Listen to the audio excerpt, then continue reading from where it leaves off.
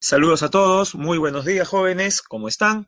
En esta ocasión vamos a dar inicio a en nuestro caso, a la semana número 7, al tema número 7, que como ustedes pueden ver ahí, eh, tiene un tema fundamental, ¿ya? Se llama cambio climático y una de las primeras cosas que debemos diferenciar es de otros conceptos, como por ejemplo calentamiento global, que se relaciona, y también, por ejemplo, el efecto invernadero.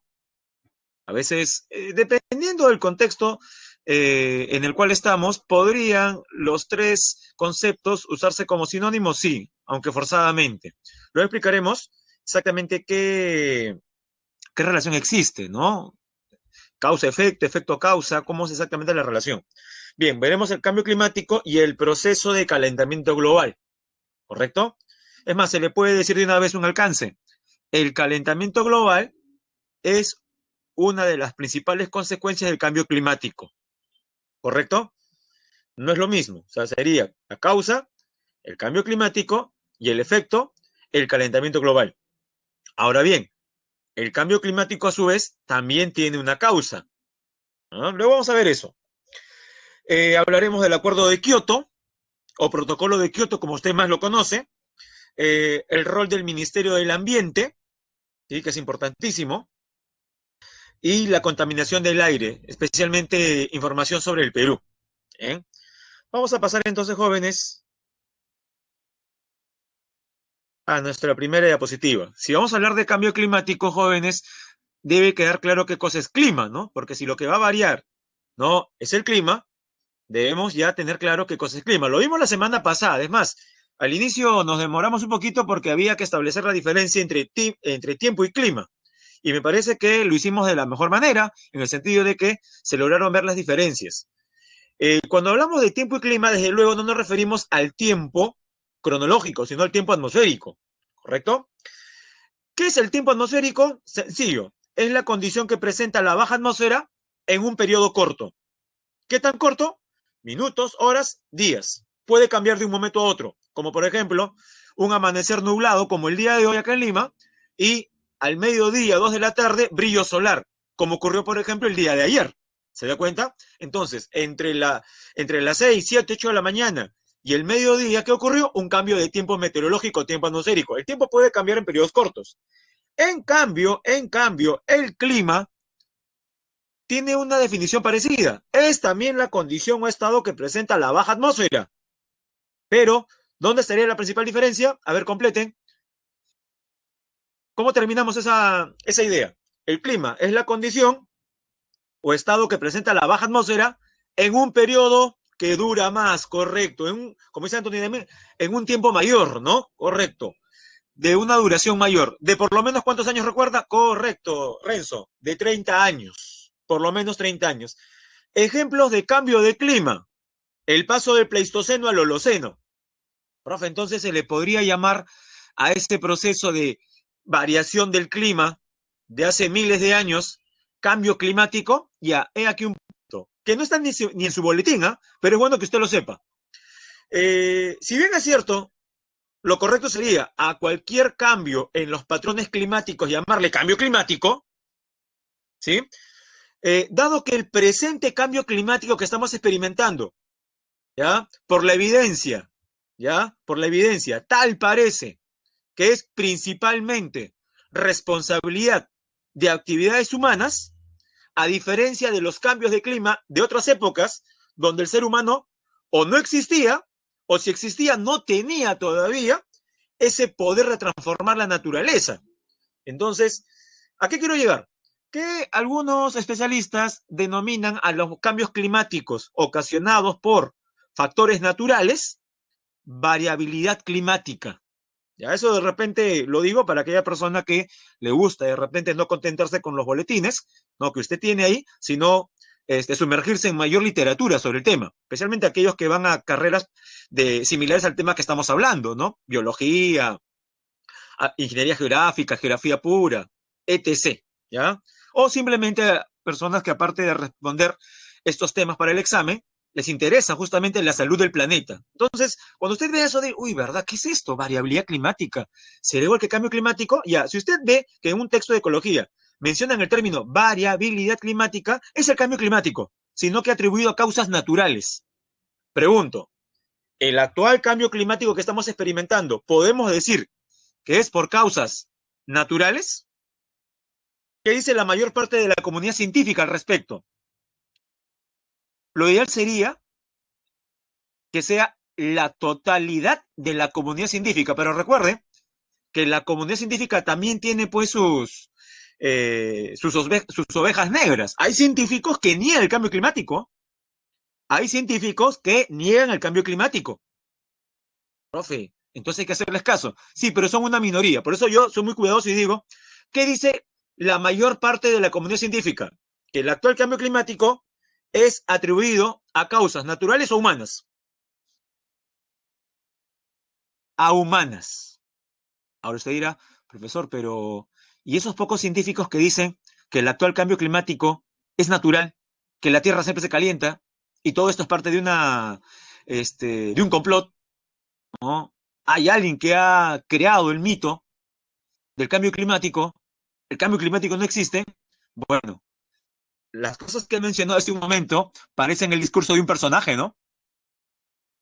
El cambio climático no existe. Es más, este personaje dice, es un cuento chino, dice. Sí, así lo dice. ¿Ah? Profe, pero cualquier persona puede decir cualquier dislate, ¿no? Es verdad, cualquier persona puede hacer uso de su libertad de expresión y decir cosas como esas, que el cambio climático no existe y es una invención de los chinos. ¿Saben cuál es el problema? Que si lo dijese una persona como usted o como yo, que no tiene poder político, quede en eso nada más. ¿Qué pasa cuando quien cree ese tipo de situaciones, ese tipo de cosas, es una persona que tiene mucho poder político y económico, ¿no? Como alguna vez escuché por ahí, uno de los peligros de estos tiempos es la aparición, la existencia, ¿ya? El surgimiento de personas ordinarias con poderes extraordinarios. Eso es peligroso. Cuando una persona inculta y encima que se vanagloria de su ignorancia, tiene poder, ya sea en el Congreso, en un ministerio, en un consejo municipal, en un consejo regional, es el alcalde, es el gobernador regional. ¿Ya? Jóvenes, casos hay por montones aquí en el Perú, pero vamos al lugar de mayor poder político a nivel global. Usted dirá, profesor, pero si no existe si no existe ningún gobierno del mundo. Pero usted sabe que en realidad sí existe una presidencia que es como el gobierno del mundo. Está claro que me refiero muy bien, como dice Mariel, nos estamos refiriendo pues al presidente de Estados Unidos, Donald Trump. Profe, no lo he escuchado todavía. Yo había escuchado que hablaba del COVID, que no existía. Bueno, eso es recientemente de este año.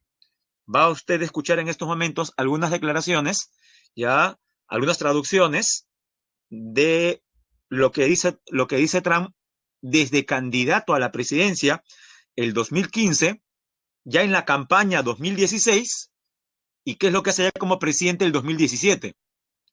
Les doy un datito nada más, y ustedes lo han escuchado, fue hace 3 años nada más. Retiró a Estados Unidos del mayor compromiso justamente para salvaguardar la salud del planeta.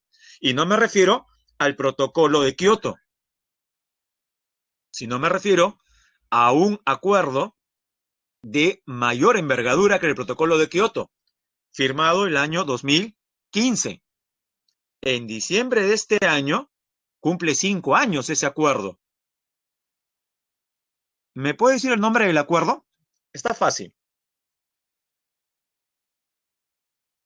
No se olvide, no me refiero al acuerdo de Kioto. Muy bien, Anthony. El acuerdo de París, no se olvide. Acuerdo de París. Profe, ¿sigue vigente? Por supuesto que sigue vigente, pero ha recibido un golpe que esperemos del cual pueda recuperarse cuando hace 3 años el, la principal economía del mundo, todavía, decidió retirarse del acuerdo. Si hubiera sido un país no, que no tenga tanta emisión de gases de efecto invernadero, también hubiera estado mal, pero la implicancia, la incidencia hubiera sido menor. Que China, Estados Unidos o la Unión Europea, Rusia, India o Brasil, ¿ya? Decidan retirarse cualquiera de estos del Acuerdo de París es un duro golpe, por justamente la gran responsabilidad que tiene. Bueno, vamos a mostrarles unos minutos nada más de algunas alocuciones del presidente Trump. Aquí, compartir un video.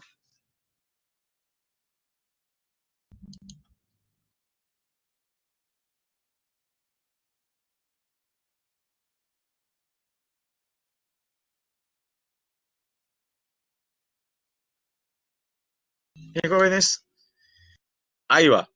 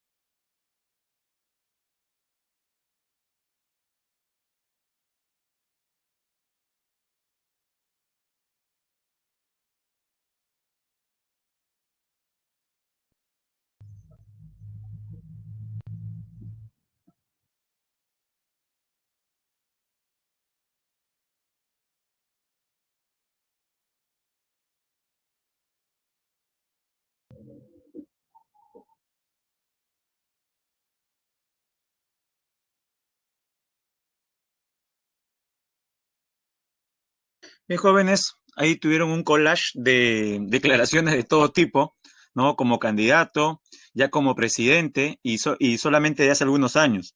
Sí, pues, es que recuerde que hay una cuestión. Por eso es que eh,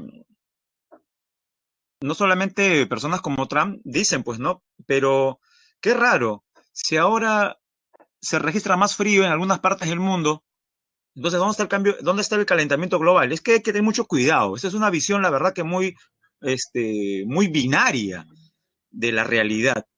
Eso hace daño. Jóvenes, el cambio climático tiene una serie de consecuencias, ¿correcto? Una de las más importantes es la elevación de la temperatura global, ya que se llama calentamiento global, la elevación de la temperatura tanto de los océanos como del aire. Hasta ahí estamos bien. Ahora, ¿qué ocurre?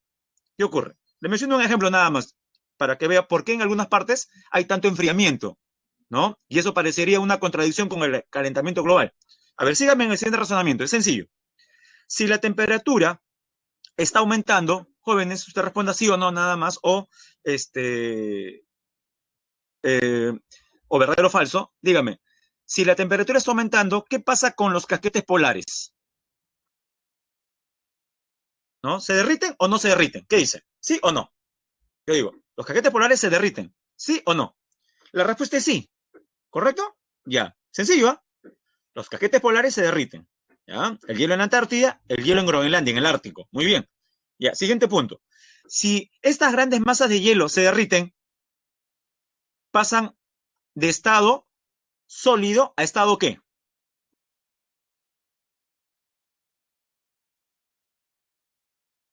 Claro, era hielo, agua en estado sólido, ahora pasa a estado líquido. O sea, pasan a incorporarse a los océanos. Si pasan a incorporarse a los océanos, ¿qué pasa con el nivel del mar? ¿Aumenta o disminuye, jóvenes? Por el deshielo del cual estamos hablando. Aumenta. ¿Estamos bien? El nivel del mar aumenta. Y eso genera otras consecuencias. ¿Cuáles?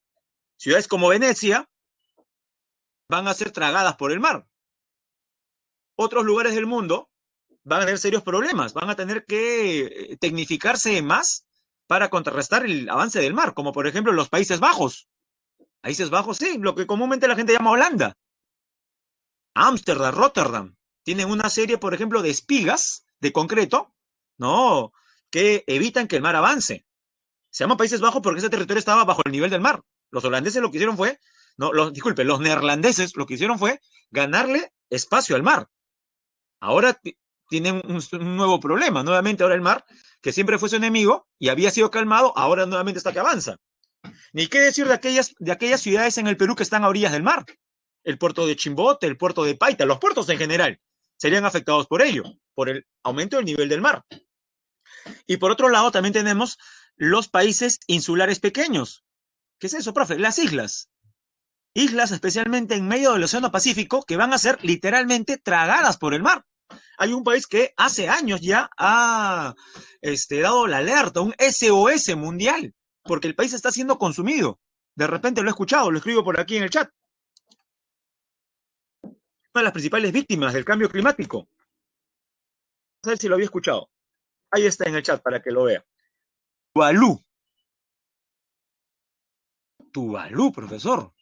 Me suena a chicle. Esa es otra cosa. Ese es Tuvalu. Es un país de Oceanía. Está en medio del Océano Pacífico. ¿Cuál es su punto más alto? A ver, para que comparemos. ¿Cuál es el punto más alto del Perú? Y la respuesta es la cima del Nevado Huascarán, ¿correcto? A ver, los que tienen buena memoria. ¿Cuánto alcanza la cima del Huascarán? ¿Recuerda? ¿6.000 cuánto? ¿La máxima altitud en el Perú cuánto es? A ver, el que tenga buena memoria o el que tenga su boletica a la mano de la semana 5 de relieve peruano. Cerca, Anthony, muy bien, por ahí está bien. Con que diga 6.700 y algo me parece bien, ¿no? Para comenzar, ¿ya? Pero igual lo escribo. El punto más alto del Perú, Huascarán, recuerden que el Yerupaj es el segundo, es 6.746 metros sobre el nivel del mar. Cerca, ¿ya? Correcto, Jesse, ¿no? 6.746 metros sobre el nivel del mar. Profesor, ¿van a preguntar? No, eso jamás le van a preguntar exactamente cuánto es la altitud del Huascarán. Es muy memorístico. Rafa, entonces, Es bueno saberlo, porque es el punto más alto del Perú, que hay en la Cordillera Blanca, Ancash, eso sí es importante. Bien, el punto más alto de Tuvalu es el siguiente, ¿ya? También lo escribo en su chat, mire. Ahí va. No me he equivocado al digitar. Usted dirá, profesor, se ha equivocado, le falta un cero seguramente, le falta dos ceros. No puede ser posible. ¿Cómo puede un país tener solamente 4 metros sobre el nivel del mar? Así es, jóvenes. Es una isla pequeña. Si su casa tiene 3 pisos, usted dirá, profe, mi casa le gana entonces. ¿Ah? Si mi primer piso fuese el nivel del mar, mi azotea está por encima de Tuvalu. Es verdad. Exagerando, ¿no? Es verdad. Es solamente 4 metros sobre el nivel del mar. Y ese es su punto más alto. Ese es su Huascarán, por así llamarlo. Ya se imagina entonces, a ver, los que tienen buena memoria, en las últimas décadas, los que tienen memoria, muy buena memoria a corto plazo, según el video que hemos visto, se mencionó cuánto reporta Naciones Unidas que se ha incrementado el nivel del mar. Bueno, la NASA, ¿no? Mencionó también el nivel del mar en las últimas décadas. 8 centímetros. Ahora usted dirá, profe, pero falta bastante, pues, profe. 8 centímetros, 4 metros. 4 metros, profesor, son 400 centímetros, entonces no es un escándalo. Sí, pero usted lo está viendo en forma vertical. Recuerde que el terreno va en forma lineal. Buena parte del país es plano.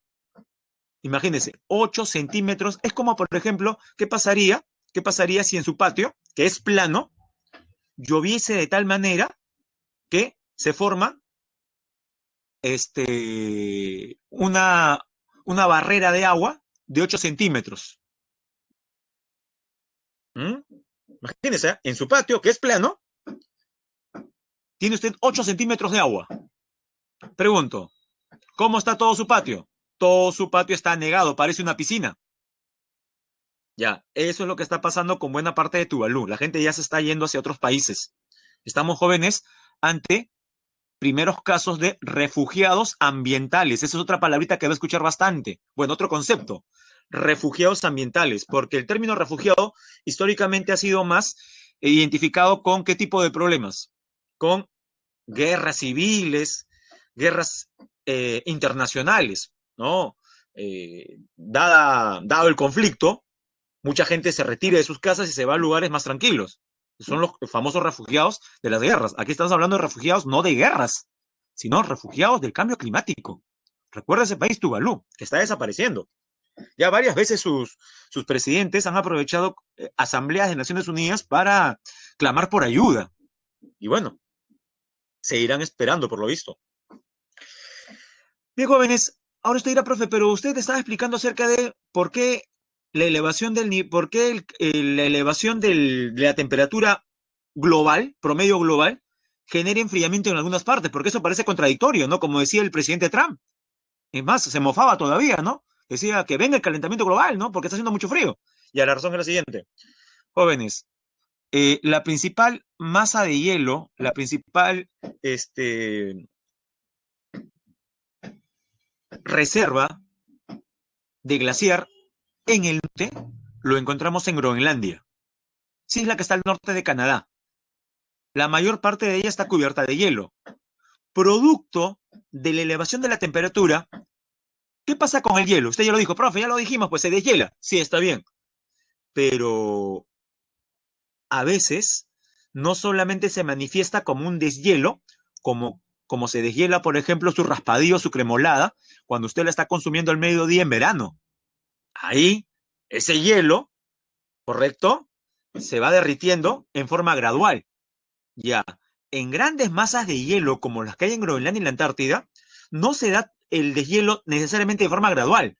Lo que ocurre es, se forman grietas, ¿correcto? En el gran glaciar se forman grietas y grandes bloques de hielo de Groenlandia salen y comienzan a flotar en el mar. ¿Usted sabe cómo se llaman estos grandes bloques de hielo? Algunos famosos porque generaron justamente el naufragio de transatlánticos. Bueno, de un famoso transatlántico como el Titanic. Esos son los icebergs. Son monstruos blancos flotando en el océano. Sí, profe, son gigantescos. Ya, si usted ha visto imágenes de un iceberg, recuerde el principio de Arquímedes. ¿Qué significa? Que lo que está observando es solamente ¿ah? La novena parte de toda la masa. Hay una relación de 1 a 9. O sea, la mayor parte se encuentra sumergida. Son enormes bloques de hielo. Ya, esos enormes bloques de hielo se mueven hacia el Ecuador. De hecho, que no terminan en el Ecuador, porque conforme se van alejando de los polos, la temperatura va aumentando y se van consumiendo. Por eso es que jamás vamos a ver un iceberg en Cuba. Imposible. O un iceberg, por ejemplo, que llega hasta el puerto del Callao. Pero sí se podrán ver icebergs, por ejemplo, ¿dónde? En el caso del norte, costas de Canadá, costas de Alaska. Y por el sur, en América, sur de Chile y Argentina, por la Patagonia. En esas zonas se podrían ver icebergs o témpanos, que son más pequeños. Ahora bien, ¿por qué menciono esto de los icebergs? Porque, jóvenes, estos bloques de hielo, conforme van avanzando hacia el Ecuador, en el caso de Groenlandia, ¿hacia dónde avanzaría? ¿Hacia el norte o hacia el sur? Si un iceberg se forma de Groenlandia, rumbo al Ecuador, ¿cuál sería su dirección? ¿Norte o sur, jóvenes? Si está en Groenlandia, rumbo al Ecuador. Sería un iceberg que tiene dirección, muy bien, dirección sur. ¿Ya? Estos icebergs se alejan tanto de Groenlandia que van a llegar a una zona muy importante a nivel mundial. Debe haber escuchado de la corriente marina, no del Niño, no de Humboldt, sino una de las más estudiadas como las otras anteriores. Es una corriente marina que nace en el Golfo de México, sí, en zona tropical, y lleva el agua caliente hacia Europa. Se llama corriente del Golfo, o en inglés, Gulf Stream. La corriente del Golfo es responsable de que Europa no se convierta en una congeladora. ¿Por qué? Porque lleva el agua caliente del Mar Caribe, del Golfo de México, hacia Europa. Obviamente cuando llega a Europa no llega a tropical, pero eso justamente lo que hace es llevar un poco de calor al frío invierno de Europa. Si no, Europa sería más fría todavía. Si usted ha visto imágenes de Europa, donde todo está cubierto de nieve, sin la corriente del Golfo sería todavía peor. Ahora bien, si esta corriente es cálida, ¿qué pasará con esta corriente cálida producto de estos bloques de hielo que están llegando a la zona? Sencillo, jóvenes, es como tener un café caliente. De repente, en estos momentos tiene un cafecito ahí caliente sobre su escritorio y usted decide echarle algunos bloques de hielo. Haga de cuenta que su café caliente es como la corriente del Golfo. Y los bloquecitos y los cubitos de hielo que le agrega son justamente los icebergs que llegan hasta esa zona. Pregunto, ¿qué pasará con su café? ¿Se calienta o se enfría? Sencillo. ¿Qué pasa con su café? Se enfría. Ya, eso está pasando con la corriente del Golfo. Y eso está generando que en Norteamérica y Europa los inviernos en los últimos tiempos sean todavía mucho más gélidos. Entonces, mire qué contradicción. El calentamiento global de alguna manera genera el enfriamiento de algunas zonas del mundo. Ahí estaría la explicación desde de esta parte del mundo a la pregunta del presidente Trump. Obviamente él no me va a escuchar ni sabe que existo, ¿no? Pero ahí estaría la respuesta, pues, ¿no? Porque él preguntaba en el tweet, ¿no? Pero ¿por qué hace tanto frío si estamos en calentamiento global? Y la última parte, ¿no? Que venga es más, hasta usa una mala palabra, creo, ¿no? Que venga el M calentamiento global. Pero bueno, ahí está. Bien, jóvenes, esa fue solamente la introducción. Sigamos. A ver, cosas más sencillas, jóvenes, ¿ya? Cosas más sencillas. Ahorita, lo que hemos visto aquí es la parte más polémica y la parte me parece a mí más importante de entender, ¿no? ¿Qué es el cambio climático? ¿Qué aspectos están relacionados con el tema? Lo geopolítico, lo económico. Ahora vamos a la parte más sencilla, ¿no? Ah, buena pregunta sobre que menciona Luigi. Profe, la glaciación de Wisconsin, que fue un cambio en el clima atribuido a factores naturales, ¿a qué se debe? Ya. No es parte del tema, no le van a preguntar, pero es una pregunta legítima. Jóvenes, el planeta Tierra no solamente tiene dos movimientos en el espacio. Bueno, sí, son dos los más importantes que conocemos, la rotación y la traslación. Es más, son factores cósmicos del clima. La Tierra desarrolla en el espacio alrededor de 10 movimientos. 10 movimientos. El llamado tercer movimiento, ¿no? Es el movimiento de precesión. Así se le llama, movimiento de precesión. Nombre completo, precesión de los equinoccios. Movimiento que, por ejemplo, ya había sido identificado por los mayas. Ya, ¿en qué consiste el movimiento de precesión? Ya sucede que cuando la Tierra rota, no lo hace con su eje perfectamente vertical. No tengo cerca, ningún lapicero que serviría para la explicación, ¿ya? Bueno, lo haré con mi celular que está en la mano, ¿ya? Porque si me paro, imagínense, lo voy a dejar solo por algunos segundos, ¿ya? Entonces, mire, este es el eje terrestre, ¿sí? Ahí está el eje terrestre. Bueno, sabemos que está inclinado, ¿no? Ya inclinado. Ya, para el caso da lo mismo, el eje terrestre. Ya muchos podríamos pensar que cuando la Tierra gira, lo hace con su eje totalmente lineal, inclinado, sí, perfectamente. Y no es así. Aquí hay varias personas que alguna vez han bailado trompo. Cuando usted tiene el trompo bailando sobre su mano, el eje de rotación es perfectamente vertical, porque tiene fuerza. Pero ¿qué pasa, jóvenes, cuando ya ha pasado 30 segundos de giro del trompo? ¿Mantiene su posición vertical el eje de rotación del trompo? No.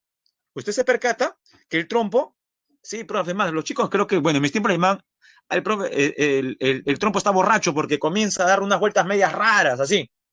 Correcto, ya. Eso lo realiza también el eje de la Tierra. Ese bamboleo, ¿ya? Describiendo un cono arriba y un cono abajo, ese movimiento se llama precesión. Profe, sea más sintético, ya, seamos más sintético. Lo que estoy diciendo es que el eje de rotación cambia de posición, producto de ese movimiento llamado precesión de los equinoccios. Sí, el polo norte que usted ve no siempre ha estado ahí. Cambia ligeramente hacia otro lado. Hay un ángulo ahí, de más o menos 12,5 grados. Eso explica, por ejemplo, es una de las razones principales que explica estos cambios continuos de periodos calientes y fríos, ¿no? En el último caso, del Pleistoceno al Holoceno, la precesión de los equinoccios y el cambio del eje de rotación. Es natural, ¿ve? Como se percata. No es humano. Bien, sencillo, jóvenes, sobre la atmósfera. ¿Cuál es el gas más abundante en la atmósfera? Eso debe quedar claro. Vamos a subrayarlo, ¿ya? Gas más abundante en la atmósfera. A ver, no se olvide. Acá lo subrayamos. Es el nitrógeno, con 78%. Si usted pensaba que era el oxígeno, error. Profe, pero el oxígeno es el más importante para la vida. Por supuesto, por supuesto. Pero es prácticamente el 21%. Ya 20,9, 21%. El oxígeno es el segundo. Redondeados diríamos, pues, que la quinta parte de lo que usted respira es oxígeno. Otros que completan el 1%, claro, 78 más 21 da 99. Ese 1% ya son básicamente el argón, el dióxido de carbono, el monóxido de carbono, el metano, el dióxido de nitrógeno, etc. También hay gases, y recuerde pues que tenemos gases termorreguladores, ¿no? El vapor de agua y, bueno, de nuevo el dióxido de carbono. Eso es sencillo, jóvenes, no se olviden entonces, lo más importante aquí es, tenemos entonces dos gases más importantes, nitrógeno y oxígeno. Característica de la atmósfera. Cuando hablamos de tiempo y clima, no nos referimos a toda la atmósfera, nos referimos a la parte baja de la atmósfera. ¿Cómo se llama la capa más baja de la atmósfera? Bueno, ahí lo tiene, se llama troposfera, también llamada la capa del clima. Por encima de la troposfera tenemos, ¿qué capa? La estratosfera, que no olvide, una de sus principales, uno de sus principales datos es que alberga, contiene, comprende a la capa de ozono, que de una vez podemos dar algunos alcances. Jóvenes, qué tipo de afección a la piel humana generaría un deterioro de la capa de ozono? Sencillo, ¿eh?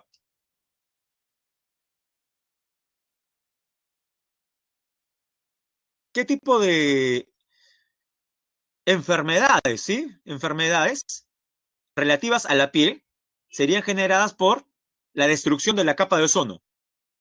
El principal, ¿no? Y el más temido, el cáncer a la piel. También, no, y no se olvide, si bien es cierto, ese es el antipremio mayor, que producto de exposición continua al sol a uno pueda, por ejemplo, tener cáncer de la piel, recuerde pues que el sol también afecta de otras maneras, ¿no? Erisipela, melanomas. Profe, ¿qué es eso? Bueno, es lo que usted observa cuando una persona va a la playa y su piel es muy sensible, ¿no? Ve su espalda, parece la espalda de un camarón. Inclusive no puede ni siquiera acostarse boca arriba por varios días, por exposición al sol. Profe, a mí no me da. Bueno, no todos tenemos el mismo tipo de piel, pero sí es verdad. El- la principal afectación sería el cáncer a la piel. También afecta, por ejemplo, la vista. Por esa razón es que usted cuando se exponga a la radiación, use lentes, gafas con filtro UV. ¿Y cómo usted va a saber que tiene filtros UV? Bueno, he ahí la confianza del vendedor. En mi caso, yo prefiero comprar ese tipo de productos en una óptica. Profe, es muy caro, ¿ya? O si no, aprovecho pues las bondades del capitalismo chino. ¿Cuál? Que usted se va a cualquier supermercado o tienda por departamento y especialmente en época de verano, los lentes están pues a precios muy cómodos. Los lentes de sol, hasta 30 soles he visto en algunas tiendas por departamento. Profe, ¿30 soles no es sospechoso? Bueno, gran parte de los beneficios de la gran producción china es que los productos son baratos. Y ahí al menos tiene usted la, la confianza de que el producto realmente cumple con lo que dice la etiqueta, que tiene filtro UV. Cosa distinta ocurre, por ejemplo, sí, hasta hay de 5 soles, si es que compra en una tienda de las que he mencionado. ¿Ah? ¿Por qué, profesor? Porque si usted se va al mercado de su barrio o se va a alguna calle del centro de Lima o de la Avenida La Marina por San Miguel, ahí también ofertan a diferentes precios lentes. Pero usted, ¿cómo tiene la seguridad de que el lente que le están vendiendo tiene filtro UV? Y no me diga, profesor, porque está ahumado y está oscurito. Eso no tiene nada que ver, ¿ah? Más bien tenga cuidado. Hay gente que cree eso, que basta que el lente esté ahumado y ya tiene filtro UV. No es así. Es más, hay lentes que son transparentes y tienen filtro UV. No tiene nada que ver. ¿Ah? Entonces, ¿a quién reclamarle si es que el lente que ha comprado no tiene filtro UV si lo ha comprado, por ejemplo, de manera informal? Entonces, en ese aspecto sí habría que hacer un esfuerzo. Y es más, como le dije, yo he visto lentes en tiendas por departamento a 30 soles. No serán de repente los más elegantes que puedan haber, sí, porque hay lentes de 500 soles, pero bueno, al menos hablamos aquí de salud, se está protegiendo. Y como muy bien menciona Julio, si usted no protege desde ahora, si es que no lo ha hecho, su vista va a desarrollar cataratas oculares a temprana edad. Porque yo sé que muchos dirán, profe, pero las cataratas son naturales. Mi bisabuelito tenía cataratas, sí, pero a su bisabuelito o a su abuelito le dio cuando tenía más de 65 años. Ahora se están registrando cada vez casos más precoces de cataratas. Revise la literatura y va a ver que ya no asombra que vayan personas de 30 y tantos o 40 años al oftalmólogo para principios de cataratas. Y eso es por el sol. Al sol hay que respetarlo. ¿Cómo? En cuanto a piel, uso de bloqueador. Y en cuanto a vista, uso de lentes UV. Profe, por qué antes mis abuelos no tenían esa necesidad? Porque en los años 40, 50, 60 y hasta, digamos, pues, 70, el espesor de la capa de ozono permanecía prácticamente invariable. ¿Qué es lo que ha sucedido en las últimas décadas? La mayor emisión ya no de dióxido de carbono ni de metano, tenga cuidado. El CO2 y el metano son los principales responsables del cambio climático, del efecto invernadero. Muy bien, pero cuando hablamos de destrucción de la capa de ozono nos referimos a un conjunto de gases artificiales porque han sido creados por laboratorios. Nos referimos a los CFC, ¿ya? Escuchó que CFC está con hambre, ¿ah? CFC. Son los CFC. Sencillo, jóvenes. ¿A qué se refiere la primera C? Al cloro. La F, al flúor. Y la otra C, al carbono. O sea, los clorofluorocarbonos. También está en su boletín, por si acaso. Clorofluorocarbonos. ¿Y estos dónde se emiten? Bueno, antes en gran cantidad en los aerosoles, en los sprays. Menos mal que en los años 80 se firmó un acuerdo. Profe, ¿otro acuerdo? Sí. Este acuerdo es anterior al de París, es anterior al de Kioto. Es de los 80. 1987. Protocolo de Montreal. Sí, una ciudad canadiense. Y este protocolo sí tuvo objetivos más ambiciosos. Reducir las emisiones de CFC. ¿Cómo? Prohibiendo ya la utilización de CFC en los aerosoles. Por eso que si usted revisa su desodorante favorito, revise la latita y va a ver que en el reverso dice, no contiene CFC.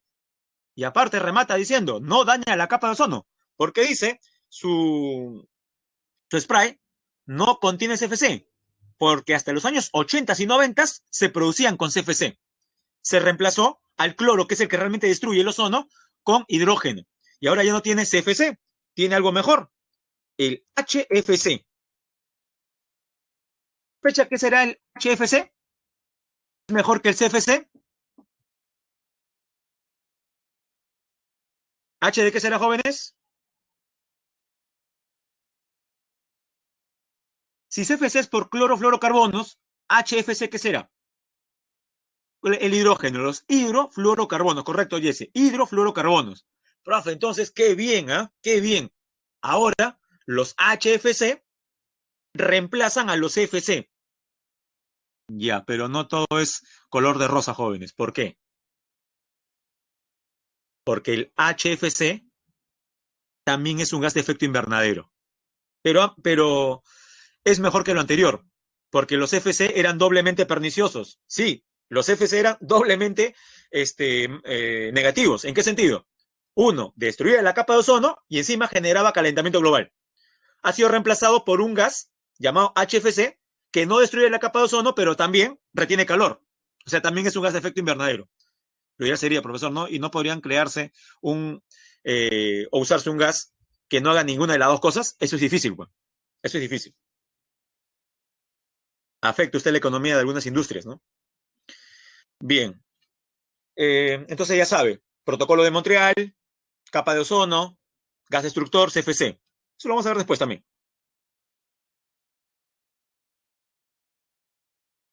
A ver, una pregunta, disculpen, ¿no? Siempre, como estoy explicando, es un poquito difícil estar viendo el chat a cada rato. Carlos tiene una pregunta que dice, profesor, ¿pero eso está sucediendo en todo el mundo o en solo algunos países? Ah, ya, buena pregunta. Eh, el deterioro en la capa de ozono no es parejo en todo el mundo, es verdad. ¿Dónde se ha registrado la mayor destrucción de la capa de ozono? En las zonas polares, especialmente en la Antártida. Será, profe, pero si, los, si la destrucción de la capa de ozono tenía que ver con los FC, le menciono otra fuente, la industria refrigerante, aire acondicionado y los sprays, el aire acondicionado y la industria refrigerante tienen que ver con ciudades, y en la Antártida no hay ciudades, ¿por qué la Antártida ha sido la más afectada? Bueno, jóvenes, recuerda que existe también algo llamado circulación de los vientos planetarios. Hay un sistema. O sea, si usted contamina en un lugar, la contaminación, esos gases perniciosos no se quedan en ese país. Son transportados, ¿ya? Por algo así como una faja.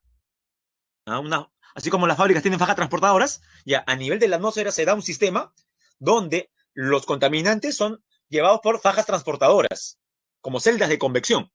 Así como hay celdas de convección recuerden, en la astenosfera del magma, también hay celdas de convección de los contaminantes. Y eso es una de las razones por las cuales la Antártida presenta ese deterioro. En el caso del Perú, la zona más afectada es la Sierra Sur. Sí, Arequipa, Cusco, Puno, Apurímac, Ayacucho, Sierra de Moquegua. Esa es la zona donde usted debería tener mucho mayor cuidado. ¿Ah? Ahí sí sería prácticamente pues una invitación eh, a cosas malas si es que usted no toma las medidas adecuadas. Ya le mencioné, lentes UV y bloqueador.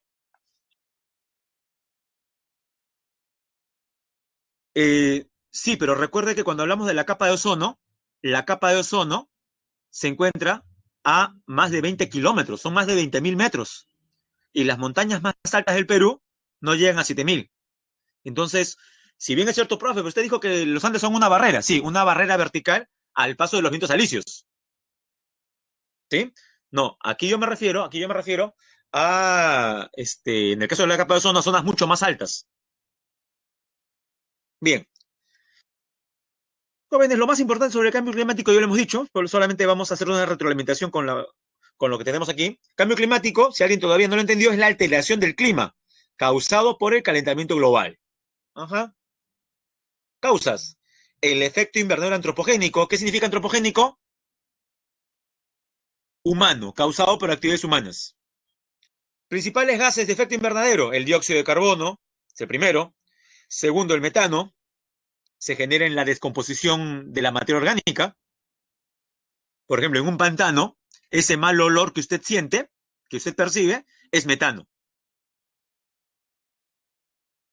¿Cómo se sentirían, jóvenes, si estuviesen ustedes en el medio de un establo? ¿Ya? En el medio de 30 vacas y las 30 vacas dándole la espalda. ¿Se sentirían bien? Diría, no, profesor, requeriría de una mascarilla no, con salida y de fogue, no, si no me muero. Claro, no, Luis a flores, ¿no? Lo último que va a percibir ahí es olor a flores o a lavanda, ¿no? Para nada. Sí, profe, yo sí, aquellos que han interactuado con ganado, ¿ah? Que han ordeñado, que le han dado comida a las vaquitas y todo lo demás. Sí, profe, un olor bien fuerte, ¿ah? Ya, ese olor fuerte es metano. Ya, se genera a partir de la descomposición de la materia orgánica, ya sean las heces del propio animal o sus propias flatulencias. Recuerde pues que la vaca tiene un estómago dividido en cuatro partes, o algunos dicen que tiene cuatro estómagos, entonces su sistema digestivo es muy complejo.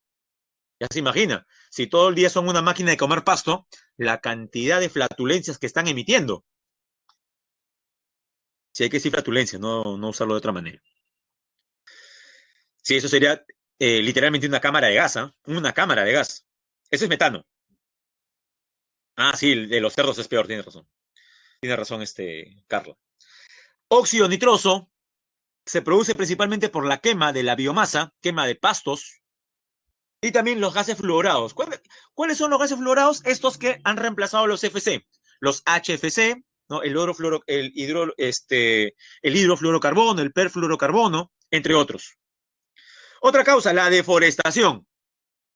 Jóvenes, ¿por qué cree usted que la deforestación es también una causa? Porque no se olvide, ¿qué es deforestar? Es acabar con qué. Deforestar es acabar con qué ecosistema, con qué bioma. Con los... Sí, pero dígame primero el ecosistema. Deforestar es acabar con qué. ¿Con pastizales? Principalmente no, con bosques. ¿Y por qué son importantes los bosques? Renzo dice porque realiza la fotosíntesis. Ya, eso es importantísimo. La fotosíntesis tiene una serie de etapas.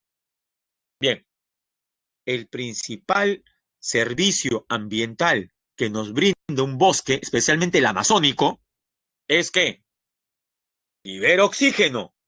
Muy bien, Diego, nos da oxígeno. Muy bien, Carlos, nos da oxígeno, eso es positivo. Pero no solamente es eso, ¿ah? Y encima retira aquello que en exceso haría daño en la atmósfera, porque aumenta la temperatura. Ya nos da oxígeno, muy bien, purifica. Y, aparte, y hace una labor doble. ¿Cuál es la segunda? Absorbe. Recuerde, los árboles emiten y absorben. ¿Qué emiten? Oxígeno, eso es bueno. ¿Y qué absorben? También es bueno. Absorben dióxido de carbono. Se están absorbiendo el exceso, ¿no? De gas principal responsable del cambio climático. Eso es un gran servicio ambiental de los bosques. Pero ¿qué ha pasado? Los bosques a nivel global tienen un retroceso. ¿Producto de qué? De la deforestación. Ya luego hablaremos en un tema futuro cuál es, tanto en el Perú como en el mundo, la principal causa de la deforestación. Hablemos del Perú primero entonces. Te va a sorprender, ¿ah? ¿Qué tipo de práctica cree usted es la principal responsable de la deforestación? Y si usted piensa primero en la tala, que sería lo lógico, ¿no? La tala, profesor. Es más, para mí tala es igual a deforestación. No, no es lo mismo. La tala es una forma de deforestación, que en el Perú es el 20% del problema. Sí, la tala, que usted podría pensar era el 90% del problema, es el 20% más o menos. Alrededor del 80% de la pérdida de bosques en el Perú no es por tala. Profe, por minería. La minería también es un porcentaje mínimo. Pero hay otra práctica. También tiene que ver la minería, pero principalmente, no se olvide, la agricultura de subsistencia. Profe, pero ¿cómo es eso? O sea, ¿plantan entre los árboles? No, queman los bosques. Hay malas personas que en la ceja de selva, en la selva baja, eh, lanzan el combustible y luego el palito de fósforo prendido y esperan horas y días hasta que todo se consuma. Una vez que el fuego ha arrasado con todo el bosque, tienen el terreno libre ¿para qué? Para sembrar castañas, café, palmito. Profe, qué mal. Sí, eso está muy mal. Pero la cosa puede empeorar. ¿Cuándo, profesor? Si eso ya es grave. Que siembren hoja de coca, que alimenta el narcotráfico. Esa es una de las principales razones. Y también la minería. Es verdad, especialmente Madre de Dios. Sí, por eso es que usted vio el año pasado esas imágenes terribles de Brasil y de Bolivia. En el caso de Brasil y Bolivia, la razón fue fundamentalmente actividades agropecuarias de extensión de la frontera agrícola. En el caso de Australia, donde el Estado sí es más respetuoso del medio ambiente con respecto a Brasil, Bolivia o Perú, en el caso de Australia, los incendios sí fueron por causas naturales. En el caso del Perú, los incendios, en Brasil también, son más por causas humanas. Hay gente que quiere deshacerse del bosque para tener terreno libre. Recuerde esa idea que nos va a ayudar para Cívica, ¿ya? Mafias, delincuentes, que lo que requieren es un terreno libre. Hay algo que les molesta y eso lo queman. En el caso de los bosques lo queman. En Cívica veremos qué cosas han hecho. ¿Ah? Le doy un adelanto. El tema de Cívica es patrimonio. Y la tercera, la alteración de la circulación atmosférica y oceánica. Entonces, como se percata, jóvenes, todo está interrelacionado.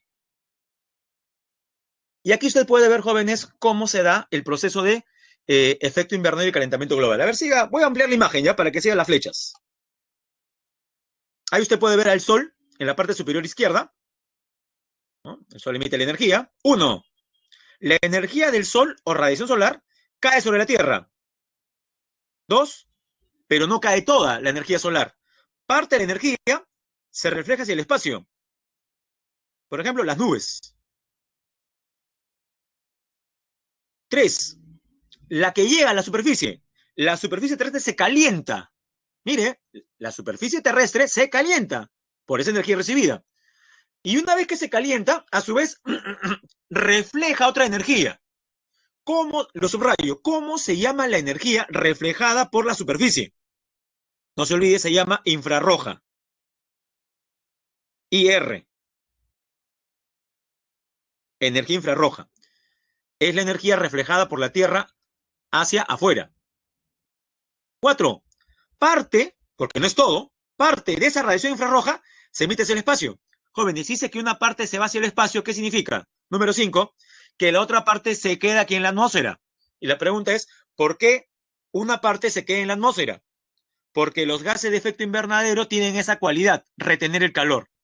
Eso que hemos visto aquí, ya es una explicación en gráficos de cómo se da el efecto invernadero y por qué se recalienta la Tierra. 5, parte de energía se reemite a la Tierra generando más calor. Bien.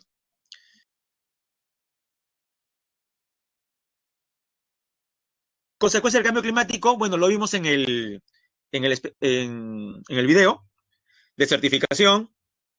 Profe, ¿qué es eso? Desertificación es la pérdida de la capacidad productiva de los suelos. Si usted está pensando que la desertificación ocurre solamente en los desiertos, está muy equivocado. Es un problema que puede afectar a la sierra, que no tiene desiertos, y hasta la misma Amazonía.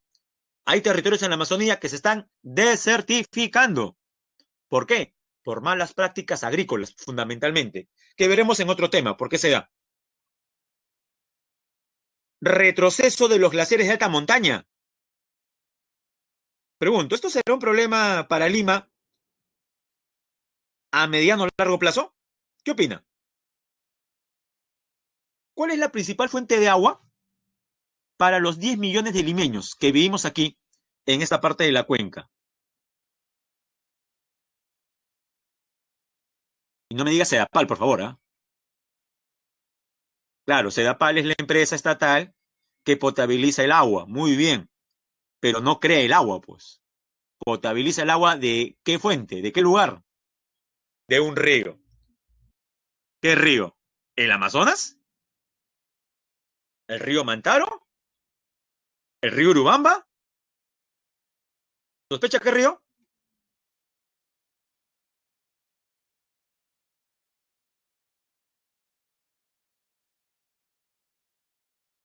Uy, parece que la pregunta está muy difícil. Ah, ya, me estaba asustando. Muy bien, Mari.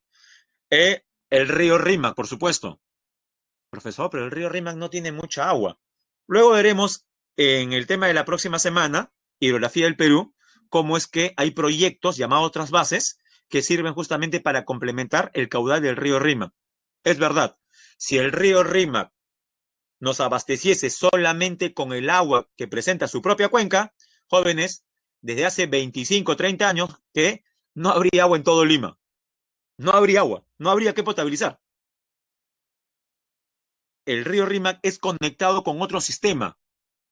¿Ya? Luego hablaremos. Tiene que ver con una laguna llamada Marcapomacocha, que está en la sierra. Esa es la razón principal. Pero bueno, eso lo veremos la próxima semana. El punto es, el río Rímac, que alimenta Lima, ¿nace a partir de qué? Del deshielo de un glaciar, de un nevado, ¿correcto? El río Rímac nace de un nevado como el que usted puede ver aquí. Y si estos glaciares gradualmente están desapareciendo, significa que en un tiempo no muy lejano, el nevado del cual nace el río Rímac también va a desaparecer. Entonces, el día que el nevado que alimenta el río Rímac desaparezca, desaparecerá también el río Rímac. La pregunta es, ¿tenemos plan B para cuando llegue ese día?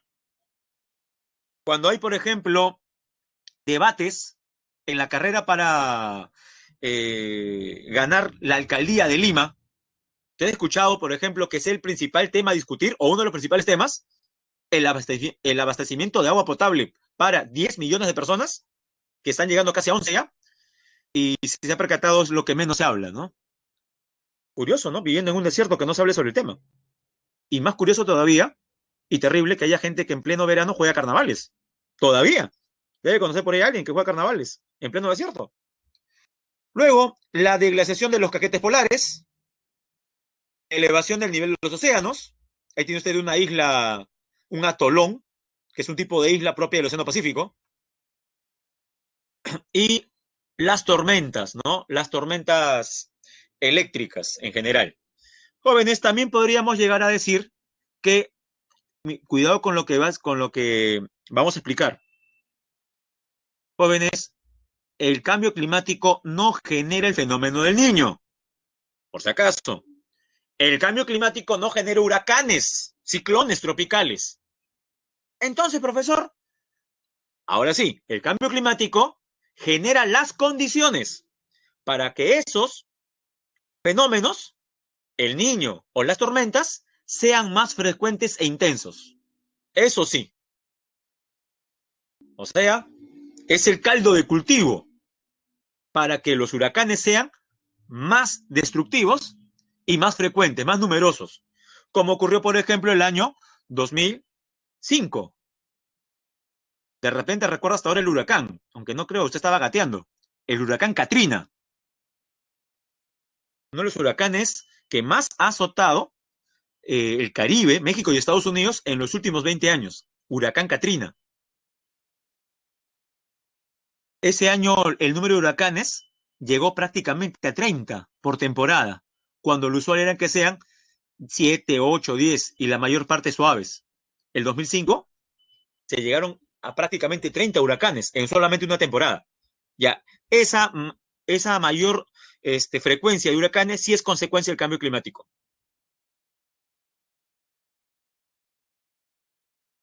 Ah, bueno, tiene razón Luigi, ¿no? Hablar sobre abastecimiento de agua para Lima, hablar sobre el cambio climático en un debate presidencial, implicaría que nuestros candidatos agarren un libro, ¿no? Un libro de ciencias y entiendan al menos, pues, la introducción. Y tal como va o pinta la campaña presidencial del próximo año, o las que han habido, uno no ve, por ejemplo, que haya alguien, no que no tenga la capacidad, porque seguramente hay gente que tiene la capacidad cognitiva para hacerlo, pero que como muy bien dice Luigi, no le interesa, pues, ¿no? Prefiero hablar de otros temas, que son los que... Es que también, jóvenes, aquí hay un círculo vicioso. ¿Saben también por qué los candidatos no hablan sobre esos temas? Porque saben que a la gente les aburre, pues.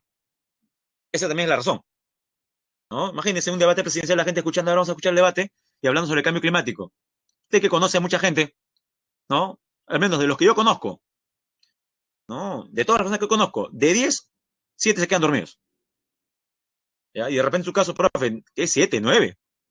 Ese es el problema. Es un círculo vicioso. Nos hemos acostumbrado a hablar solamente de temas superfluos, de temas que no tienen mayor importancia. Pero bueno, nos comportamos jóvenes, ¿sabes cómo qué? La sociedad mundial, la sociedad global nos comportamos ante este problema como la banda de música de Titanic. ¿Recuerda la película? ¿Qué hacía la banda de música, la banda de música del Titanic en pleno hundimiento?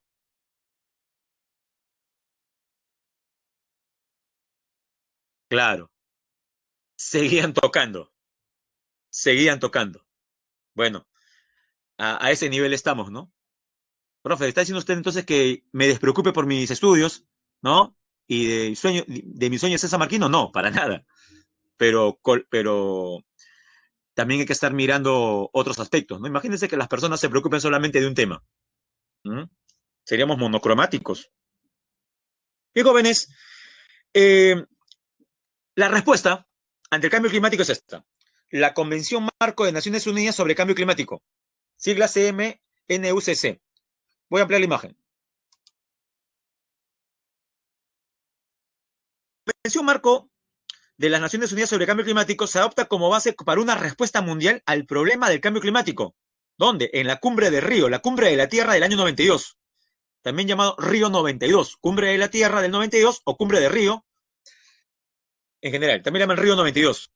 Objetivo, estabilizar las concentraciones de gases de efecto invernadero, especialmente tres, ¿no? Dióxido de carbono, metano y óxido nitroso, que son los tres principales. Esta convención entró en vigor el 21 de marzo del año 94. Al siguiente año se formaron conferencias anuales. A la fecha son 196 estados. La primera conferencia, también llamada COP, así se les llama, la primera conferencia fue en Alemania y fue el inicio de todo. ¿Qué se discutió en la COP 1 en Alemania, que no está ahí? Se discutió que tiene que haber un tratado para limitar los gases de efecto invernadero. En la siguiente COP, la COP 2, se trabajó al respecto, no se llegó a ningún, no salió humo blanco, pero en la COP 3, en el tercer año, año 97, en la ciudad de Kioto, sí salió finalmente humo blanco. Se pusieron de acuerdo y se firmó la primera herramienta internacional para combatir el cambio climático, el protocolo de Kioto o acuerdo de Kioto. Nace en la COP 3. Aquellos que se han olvidado, profe, ¿qué cosa es COP 3? COP significa conferencia de las partes. ¿Qué son las partes? Las partes son los estados. Entró en vigor el año 2005. Objetivo, reducir los gases de efecto invernadero, básicamente en los países industrializados. Y también se habló acerca de los sumideros. ¿Qué son sumideros, jóvenes? Ya. ¿Recuerda la importancia que tienen los bosques? Aparte de liberar oxígeno, ¿cuál es la segunda importancia? ¿Recuerda?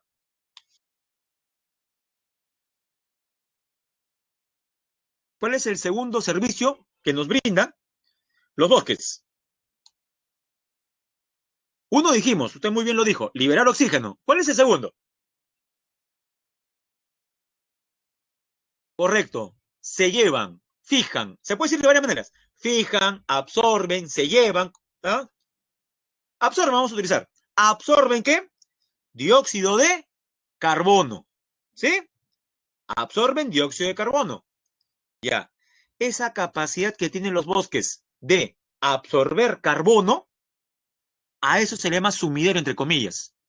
Los bosques son los sumideros naturales que permiten justamente disminuir la cantidad de dióxido de carbono. De eso ya se habla, por ejemplo, en estas COPs. Entonces se menciona sumideros. 15 años después, 2012, para algunos fin del mundo. COP 18 en la capital de Qatar, Doha.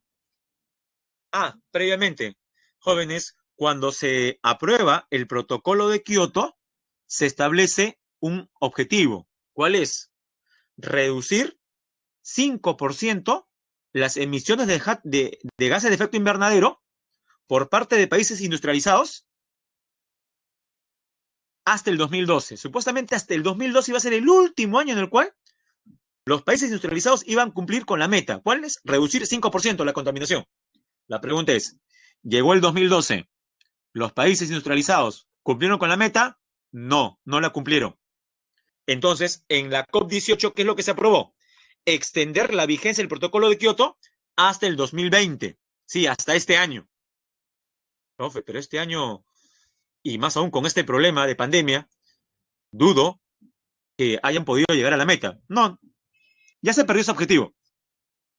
Por eso es que en la COP 21, la de París, del 2015, se decidió aprobar otro acuerdo, mucho más ambicioso que el de Kioto. Objetivo, reducir los gases de efecto invernadero a través de la mitigación, adaptación y resiliencia de los ecosistemas. Evitar, aquí se pone un número en cuanto a temperatura, evitar que la temperatura se incremente más de 1.5 grados centígrados. Jóvenes, si la temperatura promedio aumentase 1.5 grados más, estaríamos prácticamente en las puertas del infierno. Y no es exageración. Responsabilidades comunes pero diferenciadas. Bien.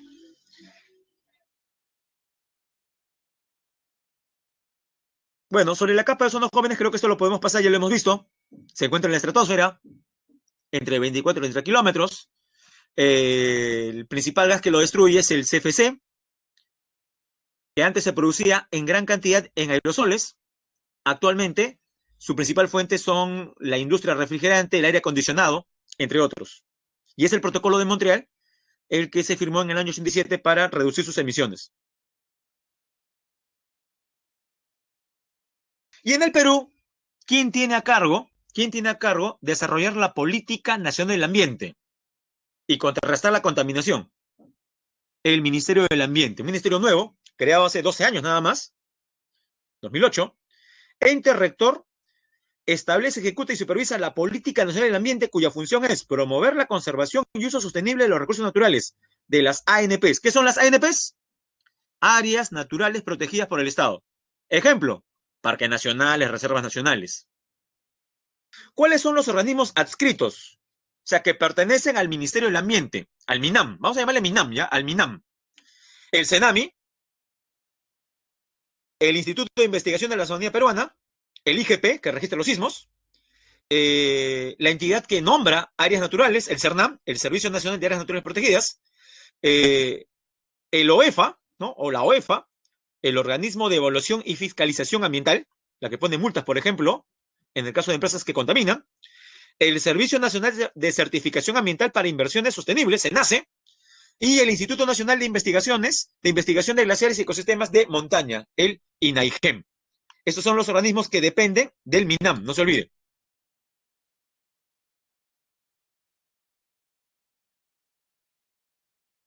Todo esto es sencillo. La contaminación del aire, ¿qué cosa es? Son sustancias químicas en la atmósfera en cantidad y en duración que causan daño a plantas, animales y al hombre. Fuentes. En sitios abiertos, usted conoce el parque automotor, la industria, los basurales. Claro, la primera imagen es del parque automotor, la segunda de basurales, rellenos sanitarios y la tercera de la actividad industrial. Y en sitios cerrados, el tabaquismo es un tipo de contaminación. La emisión de radón, tenga cuidado, ¿ah? ¿Qué es el radón? Es un gas radioactivo. ¿Y dónde se puede producir?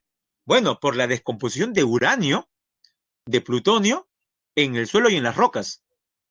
Si usted observa que hay una grieta en el suelo, en su patio o en su sala, una grieta, es probable que haya emisión de radón. No está de más buscar información al respecto, ¿ah? Pero no se asuste, es raro eso, ¿ah? Es raro eso en realidad.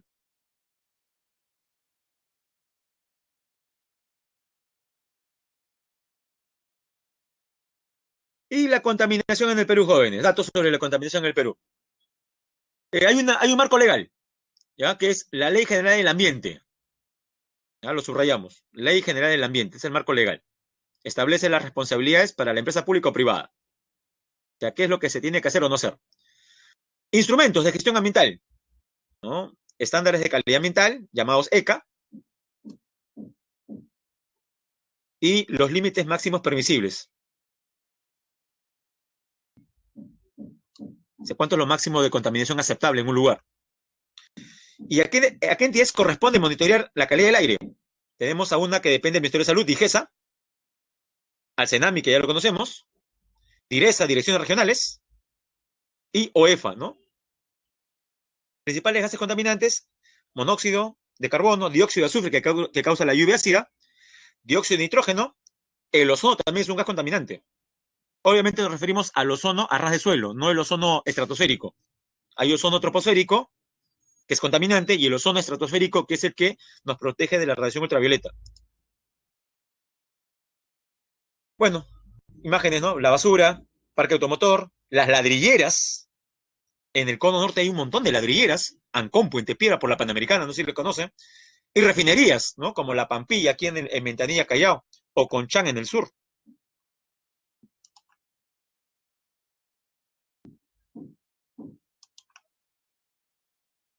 Y tenemos las preguntas.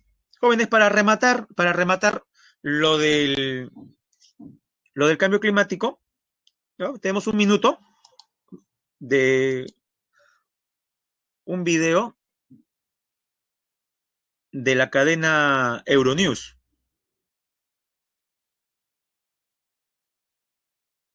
Sí, dura 59 segundos nada más, todo el video.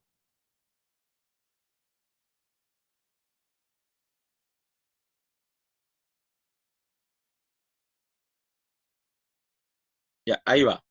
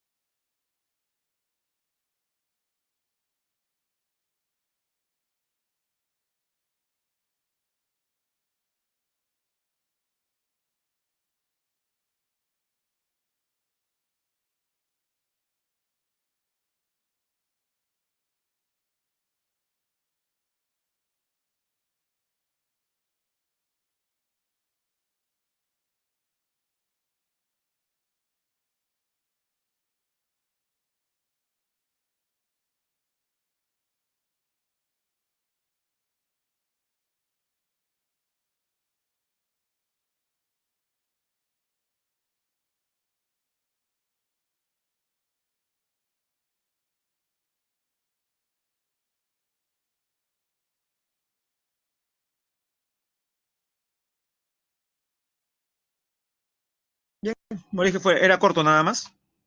Y ahora vamos con las preguntas, jóvenes. Pregunta número uno.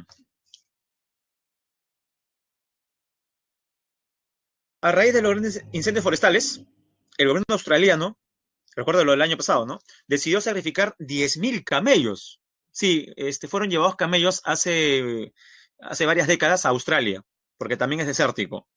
Y algunos caballos que venían amenazando las reservas de agua y a las poblaciones nativas que habitan en la reserva australiana nativa, ¿no? Anangu, Pit, Yara, Yan Kunit, Yara. Sí, es largo, ¿no? Es un trabalengua. ¿Por qué otra razón el gobierno australiano tomó esa decisión? Una, como se menciona en la pregunta, es porque amenazaban las reservas de agua, o sea, restaban agua a las comunidades. Y la otra, 10.000 camellos y algunos caballos. Por ejemplo, tiene que ver con, con el ejemplo que puse de ganadería. La clave sería entonces, a ver, vamos a ver qué ha marcado. Claro, la B, porque estos animalitos emiten gran cantidad de metano. Sí, los camellos también, ¿ah? Las vacas, los caballos, los caballos. No son como nosotros. También nuestro estómago es más pequeño. Muy bien, la B. No se olvide, el metano se produce principalmente de la descomposición orgánica de la materia. Pregunta número 2. Hay un gráfico ahí que es muy similar, jóvenes, al que vimos en la explicación del efecto invernadero. ¿Ya? Entonces vamos a leer cada proposición. La atmósfera modifica la distribución del calor solo en la superficie de la Tierra. Falso. Como hemos visto en ya arriba, las nubes ya reflejan parte del calor. No es solamente en la superficie, también arriba ya se da. Falso. 2. La energía del Sol que llega a la superficie es energía infrarroja. Falso. Se llama infrarroja a la que emite la superficie cuando es calentada. ¿Ah? Falso sería. 3. Los gases de efecto invernadero, los GEI, impiden que la energía solar escape totalmente de la atmósfera. Obviamente ese totalmente ya invalida la clave, ¿no? Como hemos visto es parcial. Una parte se va, la otra parte se queda. Sería falso. Y la única verdadera sería la cuarta. La superficie de la Tierra y la parte más baja de la atmósfera, o sea, la troposfera, se calientan más.